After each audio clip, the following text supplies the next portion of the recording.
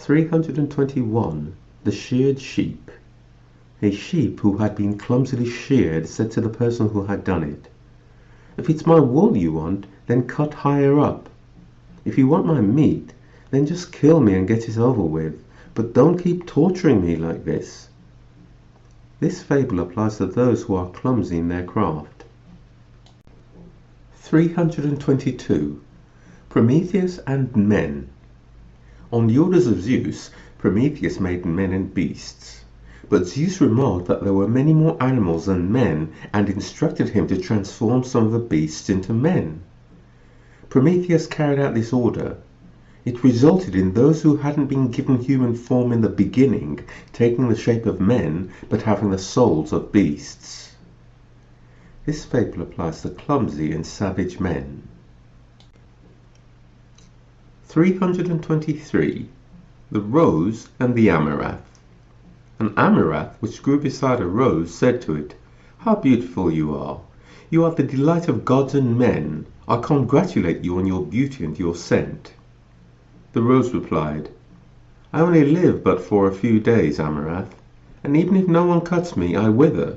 But you are always in flower, and you remain ever young. It would be better to remain content with little than to live in luxury for a short time and then to exchange it for misfortune and even death." 324. The pomegranate tree, the apple tree, the olive tree, and the bramble bush. One day the pomegranate tree, the apple tree, and the olive tree were contesting the quality of their fruits. The discussion became rather animated, and the bramble, who was listening to them from a nearby hedgerow, said, "Dear friends, do let us stop quarrelling with one another." It is thus that, at those times when the best of the citizens are divided, people of low birth try to assume importance. 325. The Trumpeter. A trumpeter who summoned the assembly of troops was captured by the enemy and called out, "Do not kill me, comrades, without due consideration and for no reason, for I have not killed any of you, and apart from my brass I have nothing." But someone replied, "All the more reason for you to die, since not being able to go to war yourself, you arouse everyone else to combat." This fable shows that those who provoke evil are the more guilty. 326. The Mole and His Mother. A mole, the mole is a blind creature, said to his mother that he could see. To put him to the test, his mother gave him a grain of frankincense and asked him what it was. "It's a pebble," he said. "My child," replied the mother, "not only are you bereft of sight, but you have also lost your sense of smell." Similarly, boastful people promise the impossible and are proved powerless in the most simple affairs. 327. The Wild Boar and the Fox. A wild boar was sharpening his tusks on a tree trunk one day. A fox asked him why he did this when there was neither huntsman nor danger threatening him.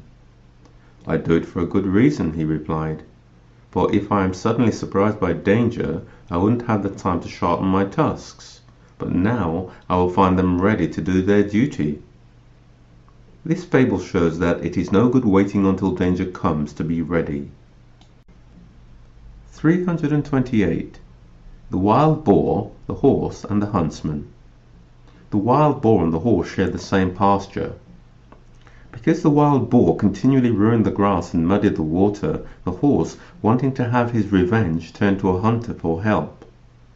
But the latter announced that he couldn't lend him a hand unless he would agree to wear a bridle and to carry him on his back. The horse yielded to all his demands. Then the huntsman mounted onto his back, took and overcame the boar, and, leading the horse home, he tied him to the stable rack. Thus, blind rage makes many people wreak vengeance on their enemies, thereby throwing themselves under the yoke of other people's power. 329. The Sow and the Dog insulting one another. The sow and the dog were outdoing each other with insults. The sow swore by Aphrodite that she would tear the dog to pieces. The dog replied ironically, "It's all very well for you to swear by Aphrodite, It's evident she loves you with all her tenderness, she who absolutely refuses to admit to her temple anyone who has tasted of your impure flesh. That is even more proof that the goddess cherishes me, since it means that she simply throws out anyone who kills me or maltreats me in any way at all. As for you, you smell bad, worse when you're alive than when you're dead. This fable shows that prudent speakers skillfully turn the insults of their enemies into commendation. 330. The wasps, the partridges, and the ploughman. Some wasps and some partridges, desperate with thirst, went to a ploughman to ask him for a drink, promising in exchange for a little water to render him a service. The partridges offered to dig his vines, and the wasps offered to buzz around to divert thieves with their stings. The farmer replied, "But I have 2 oxen who do everything for me without any promises. It would be better that I give them water rather than you." This fable applies to corrupt men who promise their services and cause great damage. 331. The wasp and the snake. One day a wasp settled on the head of a snake and tormented it, stinging him without respite. The snake, mad with pain, not being able to take revenge on his enemy, put his head under the wheel of a wagon, and thus the wasp died with him. This fable shows that some people do not recoil from the idea of dying with their enemies. 332.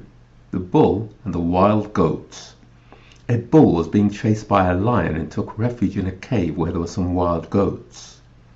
Gored and butted by them, he said, "If I enjoy your blows, it's not because I am afraid of you. What I am in fear of is standing outside the cave." It is often thus that the fear of someone stronger than us makes us tolerate the attacks of someone weaker than ourselves. 333. The peacock and the crane. The peacock was making fun of the crane and criticizing his color.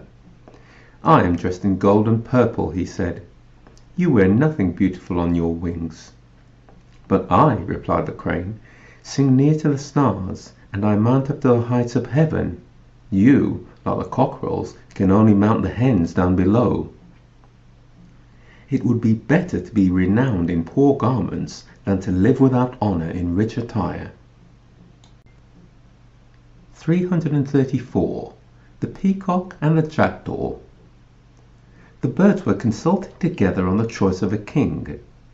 The peacock demanded to be named king by virtue of his beauty, and the birds were about to vote for him when the jackdaw called out, "But if you reign, what help can we expect from you when the eagle comes hunting for us?"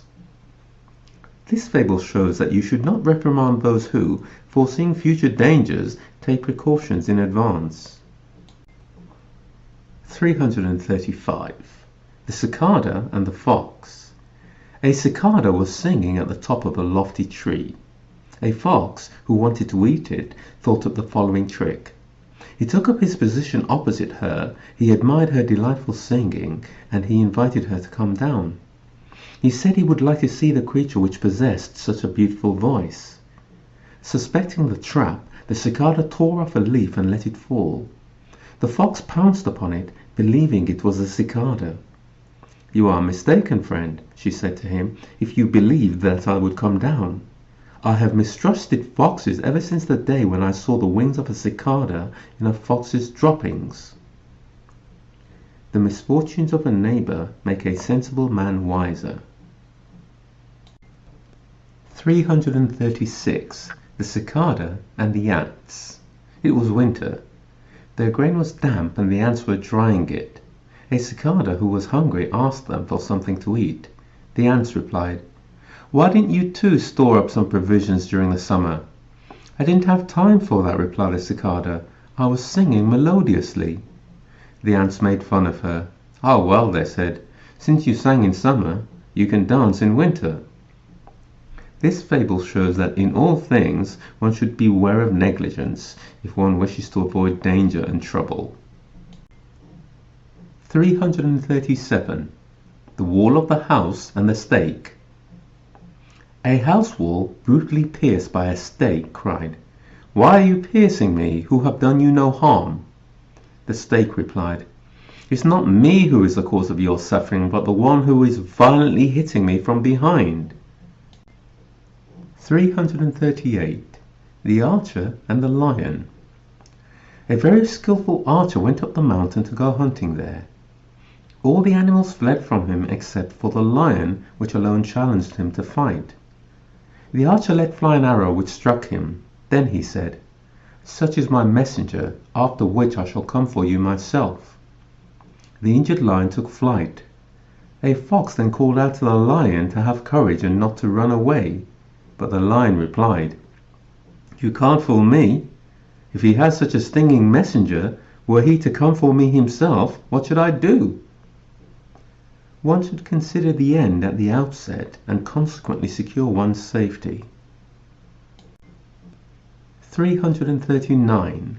The Billy Goat and the Vine. Just at the time when the vine bursts with young shoots, a billy goat nibbled the buds.